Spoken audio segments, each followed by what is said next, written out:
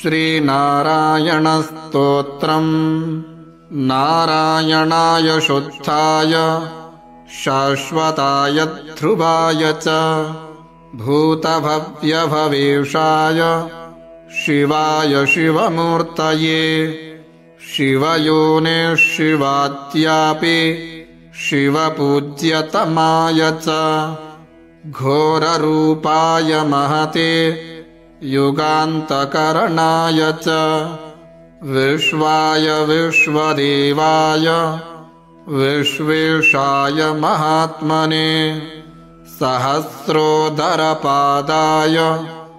सहस्रनयनाय च सहस्रबाहवे चैव सहस्रवदनाय च शुचश्रवाय महते ऋतुसंवत्सराय च ऋग्यजुस्सामवक्त्राय अथर्वशिरसे नमः ऋषिकेशाय कृष्णाय द्रुहिणोरुक्रमाय च बृहद्वेगाय तार्क्ष्याय वराहायैकशृङ्गिणे शिपिविष्टाय सत्याय हरयेथ शिखण्डिने हुताशायोर्ध्ववक्त्राय रौद्रानीकाय साधवे सिन्धवे सिन्धुवर्षघ्ने देवानां सिन्धवे नमः गरुत्मते त्रिनेत्राय सुधार्माय वृषाकृते सम्राडुग्रे संकृतये विरजे संभवे भवे वृषाय वृषरूपाय विभवे भूर्भुवाय च दीप्तसृष्टाय यज्ञाय स्थिराय स्थिविराय च अच्युताय तुषाराय वीराय च समाय च जिष्णवे पुरुहूताय वसिष्ठाय वराय च सत्येशाय सुरेशाय हरयेथ शिखण्डिने बर्हिषाय वरेण्याय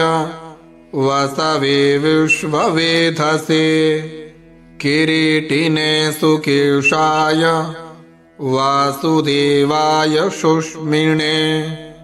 बृहदुक्थ्यसुषेणाय युग्मे दुन्दुभये तथा भये सखाय विभवे भरद्वाजाभयाय च भास्कराय च चन्द्राय पद्मनाभाय भूरिणे पुनर्वसुभृतत्वाय जीवप्रभविषाय च वषट्काराय स्वाहाय स्वधाय निधनाय च ऋचे च यजुषे साम्ने त्रैलोक्यपतये नमः श्रीपद्मायात्मसदृशे धरणीधारणे परे सौम्या सौम्यस्वरूपाय सौम्ये सुमनसे नमः विश्वाय च सुविश्वाय विश्वरूपधराय च केशवाय सुकेशाय रश्मिकेशाय भूरिणे हिरण्यगर्भाय नमः सौम्याय वृषरूपिणे नारायणाग्र्यवपुषे पुरुहूताय वज्रिणे वर्मिणे वृषसेनाय धर्मसेनाय रोधसे मुनये ज्वरमुक्ताय ज्वराधिपतये नमः अनेत्राय त्रिनेत्राय पिङ्गलाय विडूर्मिणे तपोब्रह्मनिधानाय युगपर्यायिणे नमः शरणाय शरण्याय शक्तिष्टशरणाय च नमः सर्वभवेशाय भूतभव्यभवाय च पाहि मां देवदेवेश कोऽप्यजोऽसि सनातनः एवं गतोऽस्मि शरणं शरण्यं ब्रह्मयोनिनां स्तव्यं स्तवं स्तुतवतस्तत्तमो मे प्रणश्यत नारायणाय शुद्धाय शाश्वताय ध्रुवाय च भूतभव्यभवेशाय शिवाय शिवमूर्तये शिवयोने शिवात्यापि शिवपूज्यतमाय च घोररूपाय महते युगान्तकरणाय च विश्वाय विश्वदेवाय विश्वेशाय महात्मने सहस्रोदरपादाय सहस्रनयनाय च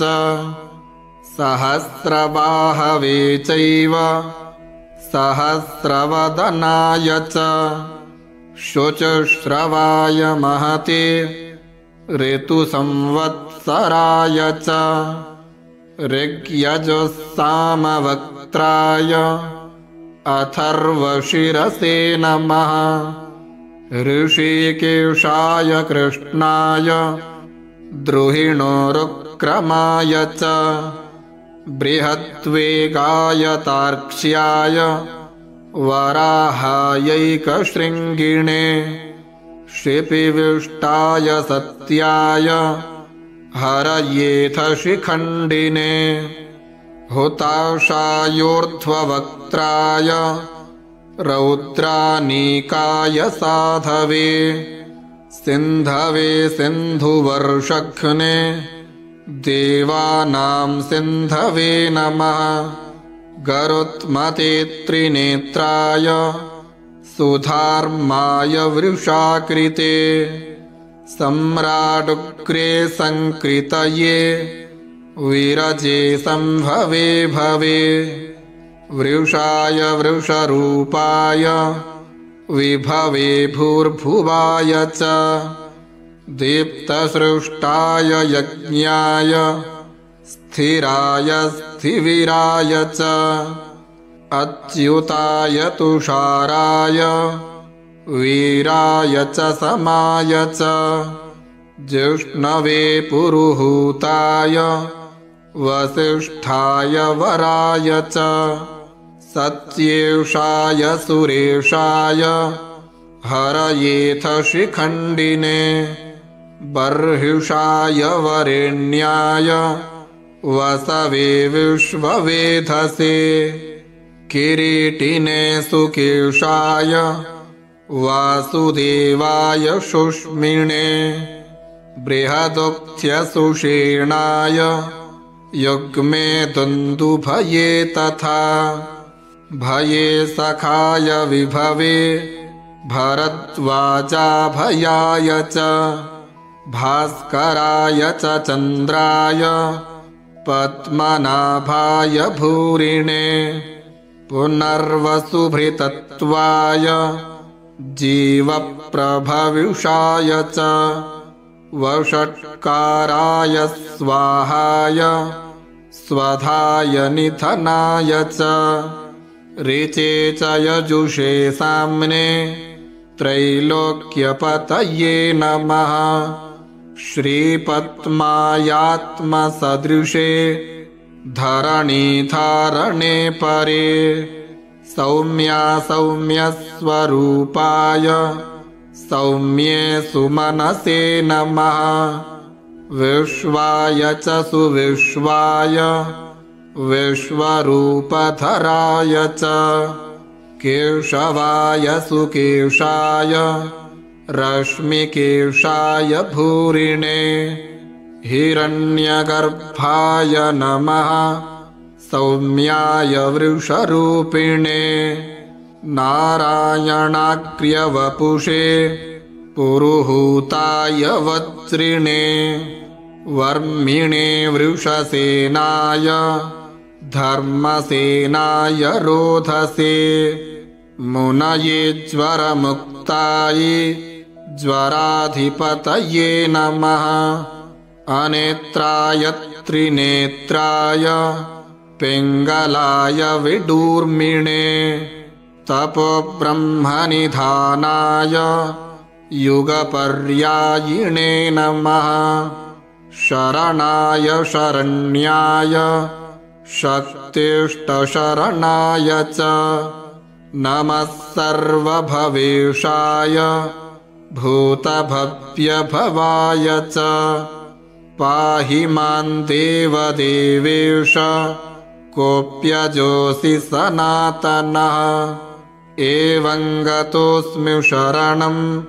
शरण्यं ब्रह्मयोनिनां स्तव्यं स्तवं स्तुतवतस्तत्तमो मे प्रणश्यत नारायणाय शुद्धाय शाश्वताय ध्रुवाय च भूतभव्यभवेशाय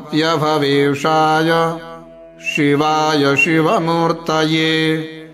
शिवयोने शिवात्यापि शिवपूज्यतमाय च घोररूपाय महते युगान्तकरणाय च विश्वाय विश्वदेवाय विश्वेशाय महात्मने सहस्रोदरपादाय सहस्रनयनाय च सहस्रबाहवे चैव सहस्रवदनाय च शुचश्रवाय महते ऋतुसंवत्सराय च ऋग्यजुस्सामवक्त्राय अथर्वशिरसे नमः ऋषिकेशाय कृष्णाय द्रुहिणोरुक्रमाय च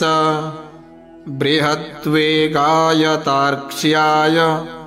वराहायैकशृङ्गिणे शिपिविष्टाय सत्याय हरयेथ शिखण्डिने हुताशायोर्ध्ववक्त्राय रौद्रानीकाय साधवे सिन्धवे सिन्धुवर्षघ्ने देवानां सिन्धवे नमः गरुत्मते त्रिनेत्राय सुधार्माय वृषाकृते सम्राडुग्रे संकृतये विरजे संभवे भवे वृषाय वृषरूपाय विभवे भूर्भुवाय च दीप्तसृष्टाय यज्ञाय स्थिराय स्थिविराय च अच्युताय तुषाराय वीराय च समाय च जिष्णवे पुरुहूताय वसिष्ठाय वराय च सत्येशाय सुरेशाय हरयेथ शिखण्डिने बर्हिषाय वरेण्याय वसवे विश्ववेधसे किरीटिने सुकेशाय वासुदेवाय शुष्मिणे बृहदुक्थ्यसुषेणाय युग्मे दुन्दुभये तथा भये सखाय विभवे भरद्वाजाभयाय च भास्कराय च चन्द्राय पद्मनाभाय भूरिणे पुनर्वसुभृतत्वाय जीवप्रभविषाय च वषट्काराय स्वाहाय स्वधाय निधनाय च ऋचे च यजुषे साम्ने त्रैलोक्यपतये नमः श्रीपद्मायात्मसदृशे धरणीधारणे परे सौम्या सौम्यस्वरूपाय सौम्ये सुमनसे नमः। विश्वाय च सुविश्वाय विश्वरूपधराय च केशवाय सुकेशाय रश्मिकेशाय भूरिणे हिरण्यगर्भाय नमः। सौम्याय वृषरूपिणे नारायणाग्र्यवपुषे पुरुहूताय वज्रिणे वर्मिणे वृषसेनाय धर्मसेनाय रोधसे मुनये ज्वरमुक्ताये ज्वराधिपतये नमः। अनेत्राय त्रिनेत्राय पिङ्गलाय विडूर्मिणे तपोब्रह्मनिधानाय युगपर्यायिणे नमः। शरणाय शरण्याय शक्तिष्टशरणाय च नमः। सर्वभवेशाय भूतभव्यभवाय च पाहि मां देवदेवेश कोऽप्यजोऽसि सनातनः। एवं गतोऽस्मि शरणं शरण्यं ब्रह्मयोनिनां स्तव्यं स्तवं स्तुतवतस्तत्तमो मे प्रणश्यत। इति श्रीमन्महाभारते अनुशासनपर्वणि नारायणस्तोत्रं सम्पूर्णम्।